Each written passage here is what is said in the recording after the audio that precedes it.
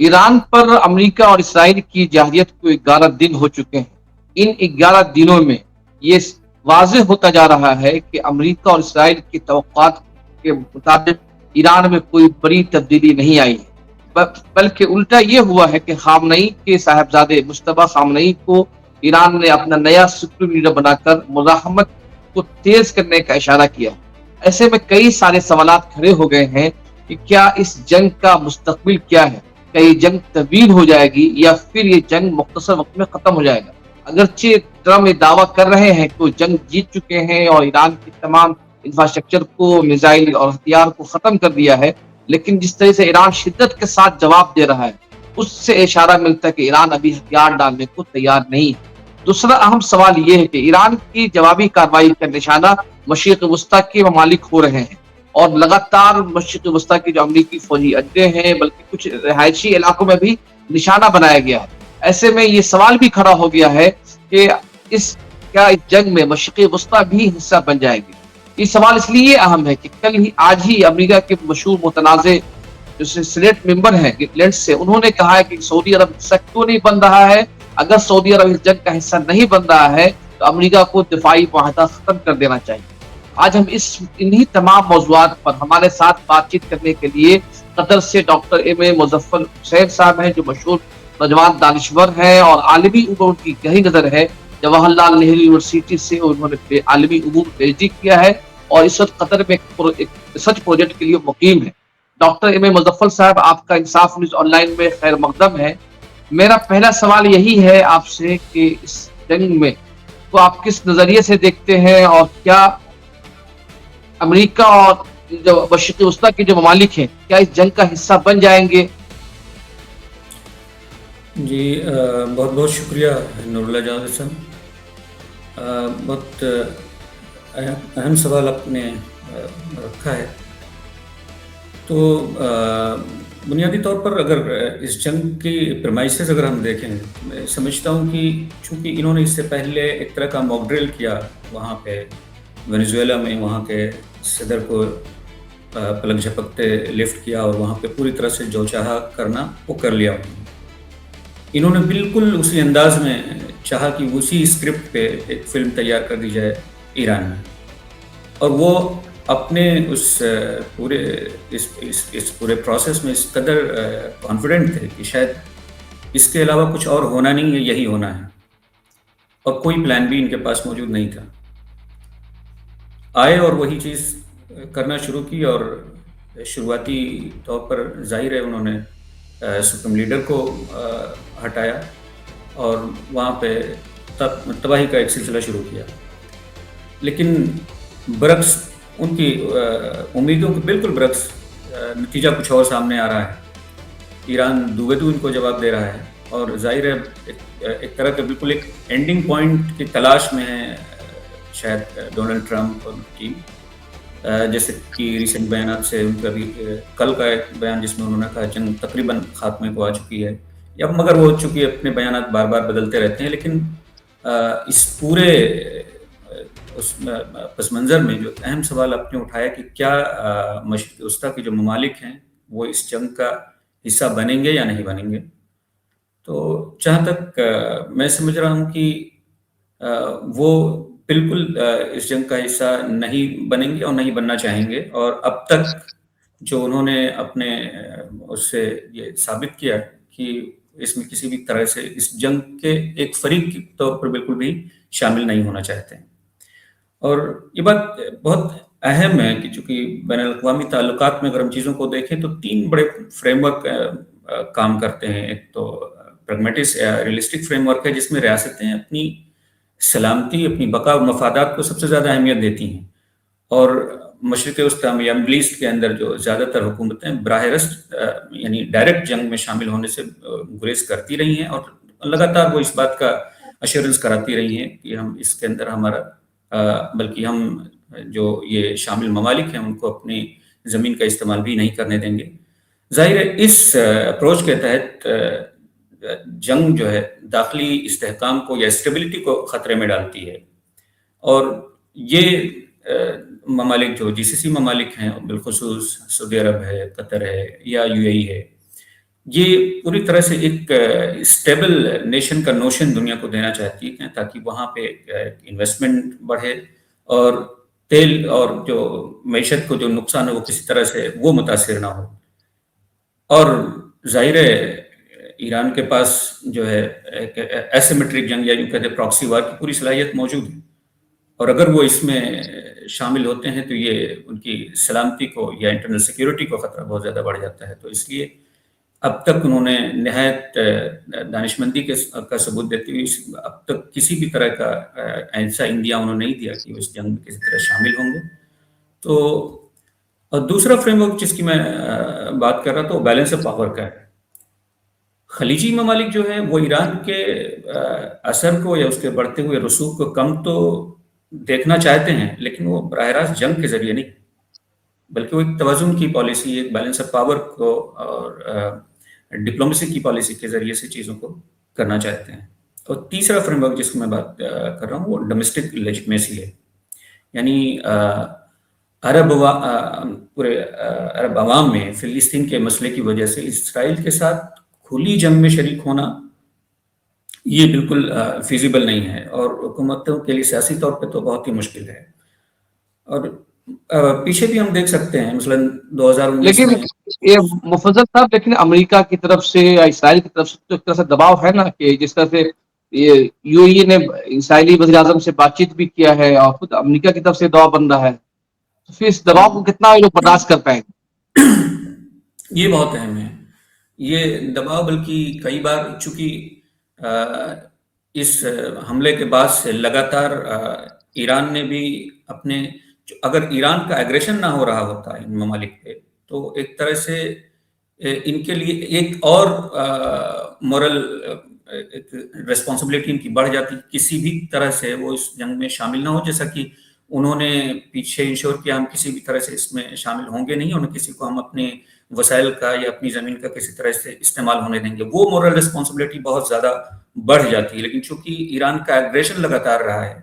ہو رہا ہے خلیجی ممالک پہ، تو وہ چیزیں بہت زیادہ پش کر رہی ہیں ان ممالک کو. لیکن اس کے باوجود بھی اب اس دانشمندی کا اب تک انہوں نے ثبوت دیا ہے. اور دوسرے چونکہ امریکہ اور اسرائیل کا جو کولیشن ہے وہ بھی اس بات کو چاہ رہا ہے کہ ان کو کسی طرح سے اس میں دھکیل دیا جائے، اور اگر وہ اس میں آ جاتے ہیں تو ان کے بہت سارے مفادات حل ہو جائیں گے، اور پورا جو اس کا خطہ ہو جنگ کی صورت، پورا ایک پراکسی وار، سول وار، ہر طرح کا عدم استحکام وہاں پہ اس خطے میں آ جائے گا. وہ پوری طرح سے اس میں ان کو لانا چاہتے ہیں، لیکن وہ اگر سمجھ رہے ہیں. سپوز اگر یہ ممالک جنگ کا حصہ، ایران جس طرح سے جوابی کارروائی کر رہا ہے اور اس میں مشرق وسطیٰ بھی نشانہ بنایا جا رہا ہے، ابھی 2 دن پہلے کویت کے ایک پبلک مقام پہ نشانہ بنایا گیا اور قطر کو بھی نشانہ بنایا جا رہا ہے، اگر یہ اسی طرح سے جنگ کا حصہ بن جاتے تو کیا کویت میں 30% شیعہ آبادی ہے، سعودی عرب میں بھی 20 سے 25 کے قریب ہے، بحرین میں تو زیادہ، بہت زیادہ شیعہ آبادی ہے، تو کیا ان ممالک کی داخلی جو صورتحال ہے، امن و امان کی جو صورتحال ہے، کیا شیعہ عوام وہاں بغاوت کر دیں گے، یا پھر مسلک کی اختلافات جو ہے بہت زیادہ ابھر کے سامنے تو نہیں آ جائے گا؟ بالکل اہم بات آپ کی طرف آپ نے اشارہ کیا ہے کہ وہاں پہ چونکہ مکس آبادیاں ہیں، چونکہ جو دوسرے ممالک ہیں یا جو لوگ براہ راست جنگ میں شامل ہیں، امریکہ ہو یا اسرائیل، وہ اس بات کو بہت اچھی طرح سمجھتے ہیں کہ وہاں جو شیعہ اور سنی کا جو سیکٹرین جو تقسیم ہے، وہ تقسیم بہت گریو ہے، بہت گہری ہے، اور اس کو وہ کسی طرح سے استعمال میں لانے کی کوشش بھی کر رہے ہیں اور کرنا چاہ رہے ہیں. لیکن عرب ممالک بھی اب ان چیزوں کو بہت اچھی طرح سمجھتے ہیں. ظاہر ہے خلیجی ممالک میں شیعہ آبادی بہت زیادہ ہے، مثلاً اگر ہم دیکھیں تو بحرین میں اکثریت شیعہ کی ہے، کویت میں تقریباً بتایا جاتا ہے 25% تک، سعودی عرب کے مشرقی علاقوں میں یا پھر عراق وغیرہ میں. ظاہر ہے تو اگر یہ حکومتیں کھل کر کے اس کوalition کے ساتھ آتی ہیں تو داخلی طور پر بہت ساری بحران کے شکار ہو سکتے ہیں ممالک، مگر چونکہ ان کا سیکیورٹی سسٹم بہت اسٹرانگ ہے، تو بہت بڑے اس طرح کے کوئی مطلب بغاوتی سر بڑھے ہیں ایسا نہیں سوچا جا سکتا، لیکن یہی بہت امپورٹنٹ ہے اور بہت اہم ہے یہ پہلو کہ یہ ممالک خود ہی اس گیم کا حصہ بننا نہیں چاہ رہے ہیں. وہ اس پریشر کو کس حد تک جھیلتے ہیں اور لگاتار جھیلتے آئے ہیں، چاہے 2019 میں ارامکو پہ جو حملہ ہوا اس کے باوجود انہوں نے اس میں بالکل حصہ نہیں لیا. 2024 میں جو جس طرح کے مسائل ہوئے، سعودی نے یا دوسرے ممالک نے ہمیشہ ڈی ایسکلیشن کی بات کی. آج یہاں شیخ تمیم اور خاص طور سے قطر سے وہ لگاتار ڈپلومیسی کی بات کر رہے ہیں، باوجود اس کے کہ وہ اگریشن کو جھیل رہے ہیں. تو جو یہاں پہ جو سیکٹیرین پالیٹکس ہے اس کو تو ہوا دی جا رہی ہے، لیکن اس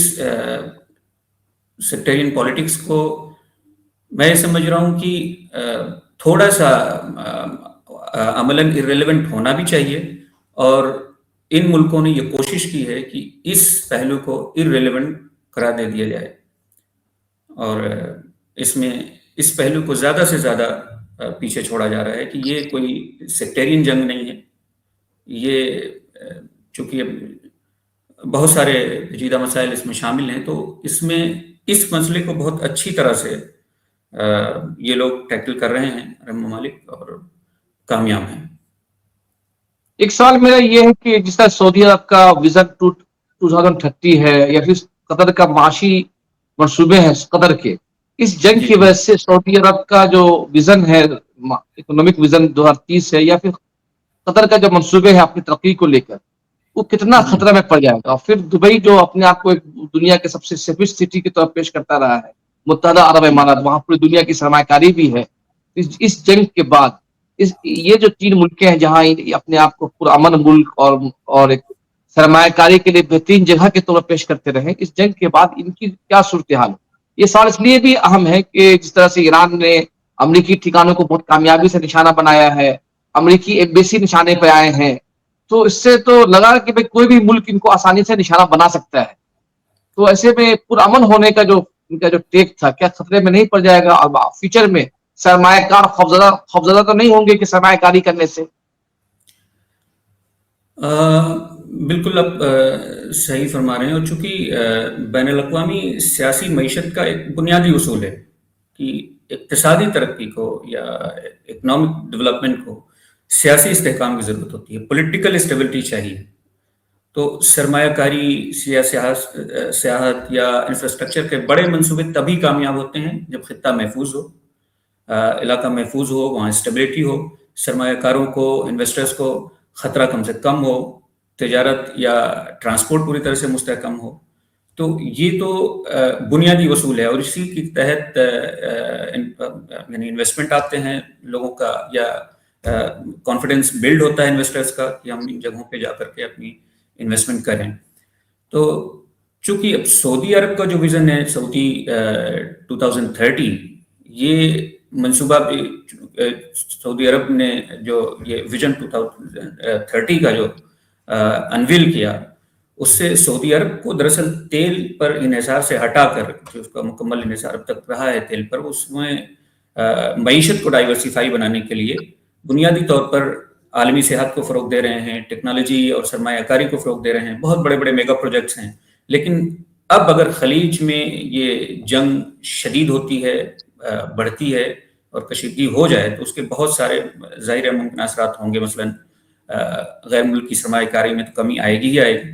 سیاست اور عالمی تقریبات، جو انٹرنیشنل ایونٹس اس وقت بہت ہو رہے ہیں سعودی میں، وہ سب متاثر ہوں گے. تیل کی قیمتوں میں شدید اتار چڑھاؤ ہونا ہی ہے، اور سرمایہ کاروں کا اعتماد، ان کا کانفیڈنس متزلزل ہوگا. اگرچہ بیچ میں ایک پہلو یہ بھی ہے کہ جنگ کی صورتحال میں تیل کی قیمتیں بھی بڑھ سکتی ہیں، مگر وہ وقتی ہوگا، جس سے سعودی آمد بھی بڑھ سکتی ہے. مگر یہ طویل مدت میں اگر اس کو لانگ ٹرم میں اگر دیکھا جائے تو عدم استحکام ہی آئے گا، سرمایہ کاری کو نقصان ہی پہنچے گا. اسی طرح سے قطر کے بڑے معاشی منصوبے رہے ہیں. قطر نے پچھلے سالوں میں ظاہر ہے LNG گیس کی پیداوار بڑھائی ہے. عالمی سرمایہ کاری کو بہت زیادہ اٹریکٹ کیا ہے، کھیل اور سیاحت کے بڑے بڑے منصوبے لائے، فیفا ورلڈ کپ ہوا وہاں پہ۔ اب قطر کی بھی اسٹریٹجی یہی رہی ہے کہ جو انرجی اور جو ڈپلومیسی، دراصل بنیاد یہ دو وہ ایکسس رہے ہیں جس پہ قطر نے کام کرنا شروع کیا، وہ جس میں مطلب وہ اپنے آپ کو ایک گلوبل پلیئر، ایک عالمی مرکز، ایک گلوبل اٹریکشن بنا کر کے پیش کرنا چاہا، اور اس میں بڑے اچیومنٹ اس نے حاصل کیے۔ لیکن پھر جنگ اگر بڑھتی ہے تو سب سے زیادہ تو انرجی سپلائی متاثر ہوگی، اور جس کی وجہ سے پوری دنیا پہ اثر پڑ رہا ہے، اور سرمایہ کاری یا جو انویسٹرز ہیں وہ تو خطرہ محسوس کریں گے ہی کریں گے، اور خلیج کے انفراسٹرکچر کو بھی خطرہ بہت بڑھ جائے گا۔ تو ظاہر ہے یہ اس جنگ کے اثرات یہ ہوں گے، اور یہ بنیادی طور پر اس خلیجی ممالک کے بنیادی انفراسٹرکچر کو اس میں خطرے میں ڈال رہے ہیں۔ تو یہ ممالک بہت محتاط قدم اٹھا رہے ہیں، اور یہ چاہ رہے ہیں کسی بھی طرح سے کوئی اس کا ڈپلومیٹک حل نکلے۔ ڈپلومیسی کی لگاتار بات کی جا رہی ہے، اتنے ایگریشنز کے باوجود انہوں نے صبر سے اب تک کام لیتے رہے ہیں، اور کسی بھی طرح سے اپنے آپ کو اس خطرے سے باہر رکھنا چاہ رہے ہیں، اور اپنے آپ کو اس میں کسی بھی طرح سے ایک فریق کے طور پر بالکل ہی نہیں لانا چاہتے، کم از کم۔ ایک سوال میرا یہ ہے کہ جب قطر پہ سعودی عرب نے پابندی لگائی تھی اور قطع تعلق کیا تھا، اس وقت ایران سعودی عرب قطر کے ساتھ کھڑا ہوا نظر آیا تھا، ایران اور ترکیہ۔ اب جب کہ ایران مصیبت میں ہے، مشکلات میں ہے، تو قطر کا اپنا کیا، جبکہ قطر بھی حملوں کی زد میں ہے، بلکہ الحدید جو ان کا سب سے بڑا فوجی اڈا ہے امریکہ کا، وہ وہاں پہ نشانے پہ ہے، تو کیا اس کے باوجود ایران کے جو احسانات ہیں سب، اس کو لے کر وہاں کے قطر کے لوگ کیا سمجھتے ہیں؟ دیکھیے، یہ ظاہر ہے کہ دونوں اس کے ممالک کے اپنے اچھے تعلقات رہے ہیں۔ جو بلاکیڈ ہوا 2017 کا، اس میں دونوں کا آپس میں لین دین اچھا رہا، ریلیشن شپ اچھے رہے، ترکی کے ساتھ ریلیشن شپ اچھے رہے۔ لیکن اب اس کے نتیجے میں یہ بات بھی زیر تصور تھی، لوگ یہ سمجھ رہے تھے کہ شاید خلیجی ممالک میں جو ایران نے حملے شروع کیے ہیں اس میں قطر کو کوئی راحت ملے، لیکن ایسا کچھ ہوا نہیں۔ حالانکہ چونکہ قطر، جیسے میں نے بتایا، وہ ایک گلوبل ڈپلومیسی کا ایک اٹریکشن رہا ہے، اور اس میں اپنی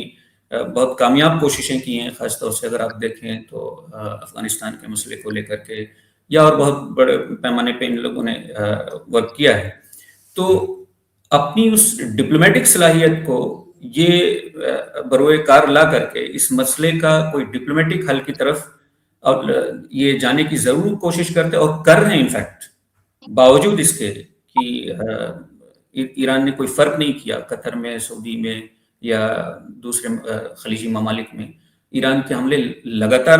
ویسے ہی رہے، بلکہ ابھی میں آپ سے بات کر رہا ہوں تو اس سے 2-4-10 منٹ پہلے ہی ابھی سنی گئی کچھ آوازیں، اور ہمارے پاس الارم بجے، اس کا الرٹ آیا۔ تو کسی بھی طرح کی کوئی ان کی طرف سے کوئی کمی نہیں ہے۔ اب یہ پیچھے جو ریلیشن شپ تھے، اس ریلیشن شپ کا پاس لحاظ رکھنا ایک مشترک ذمہ داری بنتی تھی وہ۔ لیکن جی مفضل، ہمیں سوال یہ کہ ایران یہ جانتا بھی ہے کہ ہم اگر لگاتار نشانہ بنائیں گے عرب ممالک کو تو اس سے اثر ہو سکتا ہے، لیکن آخر ایران کی اپنی حکمت عملی کیا ہے اس کے پیچھے، عرب ملکوں کو نشانہ بنانے کے پیچھے؟ اب دیکھیے، اس میں بنیادی طور پر میں یہ سمجھ رہا ہوں کہ عرب ملکوں کو جو نیریٹو اس نے پیش کیا وہ یہ کہ چونکہ ان ملکوں میں امریکہ کے اس کے اڈے ہیں، اور اس کے وہ لوگ یہاں سے اس پہ ایگریشن ہوتا ہے، یا وہاں سے وہ ایگریشن کریں گے، کیونکہ اگر عرب ملکوں میں جو امریکہ کے اڈے ہیں یا ان کی جو ملٹری بیسز ہیں، اگر وہ موجود ہیں تو ایران پہ حملہ کرنا بہت آسان ہے، اس کے ذریعے سے بہت زیادہ اتنا خرچیلا بھی نہیں ہے۔ اگر ان اڈوں کو وہ ختم کر لے جاتا ہے اور یہاں سے وہ خطرے ختم ہو جاتے ہیں، وہ خطرے ٹل جاتے ہیں یہاں سے حملے ہونے کے، تو یہ چونکہ اسرائیل سے ایران کی دوری جو ہے وہ فاصلہ بہت زیادہ ہے، 1500 سے 2000 کلومیٹر کا فاصلہ ہے. اس فاصلے کو کور کرنا میزائلوں کے ذریعے یا اس کے ذریعے سے ہی ممکن ہے، اور جو بہت ایک خرچیلا وہ ہے. اب مثلا اگر یہاں سے ان کو اڈے نہیں ملتے ہیں، یہاں ایئر بیسز نہیں ملتے ہیں، یا ان ملکوں میں اگر ان کو زمین نہیں ملتی ہے، یا یہاں سے ان کو اجازت نہیں ملتی ہے، تو ظاہر ہے اس کو 2-3 ہی اس کے پھر روٹس بچتے ہیں. یا تو ایئر کرافٹ کیریئرس جو ہیں وہ اپنے پانی میں اتاریں اور وہاں سے وہ کریں، وہ ظاہر ہے ایک بہت ہی ٹف وہ ہے، اور اس کو بہت اچھے سے ڈیٹر کیا ایران نے. ان کا ابراہم لنکن وہ بہت دور چلا گیا وہاں سے. اب وہاں سے حملے کرنا، یا پھر اسٹیل بامبر وغیرہ کے ذریعے سے حملے کرنا، یا پھر میزائلوں کے ذریعے سے حملے کرنا، تو یہ بہت ایک ٹف ٹاسک، خرچیلا اور یہ مشکل عمل ہے جو حملے کا. یہ ہوگا، امریکہ قادر ان چیزوں پہ کرتے ہیں، کرافٹ کیریئر اس نے بھیجے سب کچھ، لیکن اگر یہاں سے ان کو اسی لیے انہوں نے چاہا ان فیسلٹیز کو، شاید اس کے تحت انہوں نے ان ساری فیسلٹیز کو تباہ کرنے کی کوشش میں ایران لگا ہوا ہے. اچھا، میرا آخری سوال ہے کہ اس پورے جنگ کو لے کر مغربی میڈیا، ویسٹرن میڈیا کا جو نیریٹو ہے، بیانیہ ہے، اور عرب میڈیا کا جو نیریٹو، دونوں میں کیا فرق ہے، اور دونوں میں کس طرح سے دونوں میڈیا جو ہے، عرب میڈیا اور ویسٹرن میڈیا، اس جنگ کو کس طرح سے پیش کر رہا ہے، اور اس کا عوامی طور پر عوامی شعور پر کیا اس کا فرق پڑ رہا ہے اس کا؟ دیکھیے، میڈیا فریمنگ تو ایک بہت امپورٹنٹ پہلو ہے، اور میڈیا فریمنگ دراصل ایک میڈیا اسٹڈیز کا ایک پورا اپروچ ہے، اور اس کے مطابق چونکہ میڈیا صرف خبر نہیں دیتا بلکہ خبر کو ایک خاص زاویے سے پیش کرتا ہے، اور جی اس کے ذریعے سے عوام کا تاثر بنتا ہے. اب مغربی میڈیا کی جو عمومی فریمنگ ہے، اگر ہم اس میں دیکھیں تو اس کے ظاہر ہے بڑے اداروں کی طرف ہم اگر نظر دوڑائیں، جیسے BBC ہے، CNN ہے، نیو یارک ٹائمز ہے، تو یہ زیادہ تر کانفلکٹ کو یا اس تنازع کو جو ہے وہ 3 اہم زاویوں سے دکھانے کی کوشش کرتے ہیں. نمبر 1 جو ہے سیکیورٹی اور دفاع کا زاویہ جو ہے، یعنی وہ اسرائیل کو ایک ایسے ملک کے طور پر پیش کرتے ہیں جو یہ سب کچھ جو یہ کر رہا ہے وہ اپنی سلامتی کے لیے ایک رد عمل کے طور پہ کر رہا ہے، ایک ڈیفینسو طور پہ کر رہا ہے. تو وہاں کہیں نہ کہیں یہ پورا میڈیا، مغربی میڈیا، ان کو ایک اس کا لیوریج دے رہا ہے، اور اس نیریٹو کو بلڈ کرنے کی کوشش کرتا ہے.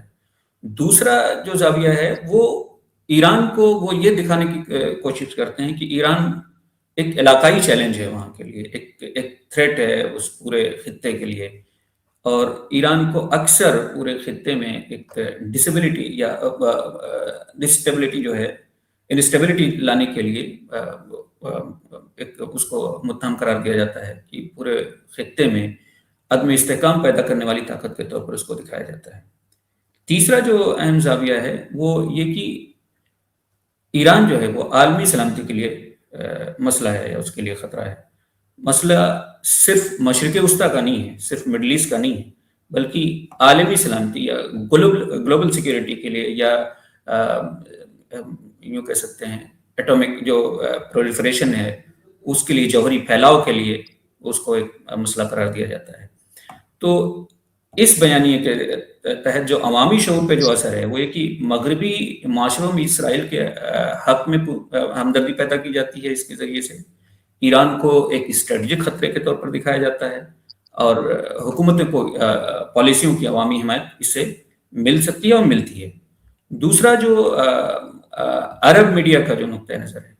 تو عرب میڈیا کے جو اہم ادارے ہیں اس میں الجزیرہ ہے، العربیہ ہے، المیادین ہے. یہ ادارے ظاہر مختلف سیاسی پس منظر رکھتے ہیں اپنا، مگر عمومی طور پر عرب میڈیا میں بھی چند مشترک رجحانات ہیں. اس میں ہم یہ کہہ سکتے ہیں ایک اس کی فریمنگ 2-3 بنیادوں پر ہوتی ہے. ایک ہے فلسطین کا تنازع. ظاہر ہے زیادہ تر عرب میڈیا اس تنازع کو فلسطین کے مسئلے کے اس کے ایک تسلسل کے طور پر پیش کرتا ہے. دوسرا ہے انسانی پہلو، یعنی شہری ہلاکتیں جو ہو رہی ہیں، انسانی بحران جو وہاں پہ ہے، سماج یا جنگ کے جو سماجی اثرات ہیں اس پر زور دیتا ہے. تیسرے یہ زور دیتا ہے جو طاقت کا ایک عدم توازن ہے، اس بیانیے کو یہ ہوا دیتے ہیں، یعنی بس عرب میڈیا اسرائیل کے فوجی برتری رکھنے والی طاقت اور فلسطینیوں یا دیگر گروہوں کو کمزور فریق کے طور پر ایک طرح کا اس طرح سے پیش کرتے ہیں، اور ظاہر ہے اب اس بیانیے کے تحت جو ہے عرب عوام میں فلسطینی کاز کے لیے ایک جذباتی حمایت بڑھتی ہے، جذباتی حمایت پیدا ہوتی ہے، اسرائیل کے ساتھ تعلقات کے خلاف ایک رائے مضبوط ہوتی ہے اور بڑھتی ہے، حکومتوں پہ عوامی دباؤ پڑتا ہے۔ ظاہر ہے اس کے ساتھ ساتھ سوشل میڈیا کا دور ہے، اور یہ جو متبادل بیانیے ہیں، تو چونکہ میڈیا تو صرف ٹی وی تک تو محدود رہا نہیں، اس کے سوشل میڈیا کے اہم پلیٹ فارمز میں آپ دیکھیں گے ٹویٹر ہے یا ایکس ہے، موجودہ فیس بک ہے، یوٹیوب ہے، تو یہ جو متبادل جو پلیٹ فارمز ہیں، یہ معلومات تو یہاں سے بہت تیزی سے پھیلتی ہے، مگر ظاہر ہے مس انفارمیشن بہت زیادہ ان سے پھیلتی ہیں، تو اس کے ذریعے سے جو اثرات ہیں اس میں ہم یہ کہہ سکتے ہیں کہ عوامی رائے جو ہے بہت جذباتی اور پولرائزڈ ہو جاتی ہے۔ تو اب مجموعی طور پر اگر ہم دیکھیں تو مغربی میڈیا زیادہ تر تنازع کو اسرائیل کی سلامتی اور عالمی سیکیورٹی کے تناظر میں پیش کرتا ہے، عرب میڈیا اسے فلسطین، انسانی بحران اور علاقائی سیاست کے زاویے سے دیکھتا ہے، اور سوشل میڈیا جو ہے بیانیے اس کا جو بیانیہ ہے وہ اس کی یا بلکہ اس پورے اس بیانیے کی جنگ کو اور پیچیدہ اور کمپلیکس کر دیتا ہے اور تیز بنا دیتا ہے۔ سو مطلب نتیجہ دیکھیں تو دنیا کے مختلف حصوں میں عوامی شعور یا پبلک اوپینین یا رائے عامہ جو ہے وہ مختلف سمتوں میں الگ الگ طرح سے تشکیل پا رہی ہے، تو ظاہر ہے اچھا، اس پورے عرب جو اب سوشل میڈیا کی بات چیت کی ہے، چونکہ ایران ایک خاص ایک پس منظر کا حامل ملک ہے مسلکی اعتبار سے بھی، اور عرب کی عوام کی اکثریت ایک سنی مسلک کے ساتھ ہے، کیا عرب بھارت میں خود اپنے بھارت میں اس وقت شیعہ سنی کی بہت زیادہ ڈیبیٹ چل رہی ہے، اور مخصوص طبقہ جو ہے ایک طرف جہاں ایران کے ساتھ کھڑا، ایک بڑا حلقہ ایسا بھی جو ایران کے ساتھ کھڑا ہوا نظر نہیں آ رہا ہے، مسلمانوں میں بھی ایک بڑا حلقہ ہے، کیا جی عرب میں بھی مسلکی اختلافات میں اضافہ ہوا ہے، یا پھر وہ پبلک ڈیبیٹ کا نیریٹو کا حصہ بنتا جا رہا ہے؟ دیکھیے میں نے آپ کو یہ عرض کیا کہ چونکہ اس وقت جو موجودہ صورتحال ہے اس میں جو یہ سیکٹیرین بیانیہ ہے اس کو ارریلیونٹ ہونا چاہیے، اور اس کو ارریلیونٹ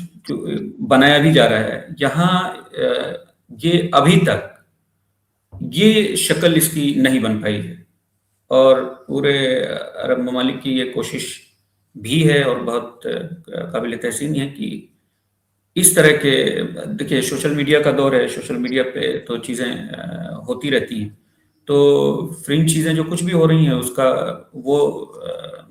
نہیں حوالہ دیا جا سکتا، مگر عمومی طور پر آپ دیکھیں تو یہ بیانیہ ابھی تک مطلب خارج ہے اس طرح سے۔ البتہ ظاہر ہے پیچھے کے پرتیں آپ اگر کھولیں گے تو کہاں تک کھولیں گے، کہاں جا جی کے رکیں گے، قرون خیر تک باتیں چلی جاتی ہیں، جانے کیا کیا ہوتا ہے۔ تو اب پیچھے جو انوالومنٹ جو شیعہ سنی اسٹرائف رہے ہیں لگاتار رہے ہیں، اور جب یہ معاملہ انٹرنل ہو جاتا ہے تب یہ بیانیہ اہم ہوتا ہے، کام کرتا ہے، جب یہ انٹرنل جنگ ہوتی ہے، لیکن اب یہ انٹرنل جنگ نہیں ہے تو اس میں یہ بیانیہ کام نہیں کرنا چاہیے، اور اس کو پش بیک کیا جا رہا ہے عرب ممالک کی طرف سے، عرب میڈیا بہت کی بہت طرف سے۔ شکریہ آپ نے، جی بہت بہت شکریہ آپ نے انصاف نیوز آن لائن کے لیے وقت نکالا، اور آپ نے پورے مشرق وسطیٰ کی پوری سیاسی منظرنامے پہ بات چیت کی، کیونکہ ہمارا وقت محدود بھی ہے اور سوشل میڈیا پہ کسی ٹائمنگ دیکھنے کا وقت محدود ہوتا ہے، بہت سارے سوالات ہیں عرب ملکوں کے مستقبل کو لے کے، اور ابراہیمی معاہدے کا کیا مستقبل کیا ہوگا، اگلے سوال میں پھر انشاءاللہ تعالیٰ اگلے کسی موقع بات چیت کریں گے۔ ابھی تک کے لیے آپ کا بہت بہت شکریہ، آپ نے انصاف نیوز آن لائن کو وقت دیا۔ اگر ہمارا یہ پروگرام آپ ناظرین کیسا لگا ہمیں لکھ کے ضرور بتائیں، اگر آپ کے کوئی سوالات بھی ہیں تو وہ بھی ہمیں کمنٹ باکس میں ضرور لکھ کے دیں، ہم اگلی انٹرویو میں ان سوالات کو بھی آپ کا رکھیں گے اور پھر ہم اس پر بات چیت بھی کریں گے۔ بہت بہت شکریہ آپ کا۔ بہت شکریہ، جزاک اللہ۔